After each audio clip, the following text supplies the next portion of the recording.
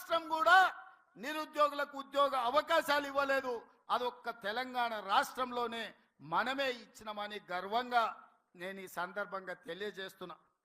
మన వాడొకడు వీడొకడు మోపాడు, వాళ్ళు వీళ్ళు వాళ్ళ చెంచాగాల్లో కార్యకర్తల మీద కేసులు పెట్టాలనో కార్యకర్తల మీద దాడులు చేస్తామనో ప్రయత్నం చేస్తారు. మన ఇంటికి వస్తామని చెప్పారు, కానీ మనోళ్ళే వాళ్ళ ఇంటికి పోయారు. చింతపండు అయినాక చెప్తారు మా ఇంటికి వచ్చి తన్నీరని.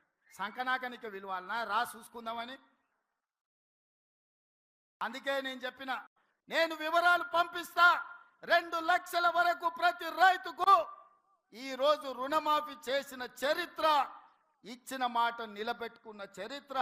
15 ఆగస్టు నాడు పండగ ఉన్నా కార్యక్రమాలు ఉన్నా ఇచ్చిన మాట ప్రకారం మేము వెయ్యాల్సిందే అని 3 విడతలు 27 రోజుల్లో 15 ఆగస్టు లోపల 2 లక్షల లోపల రుణమాఫీ అందరికీ చేసినాం.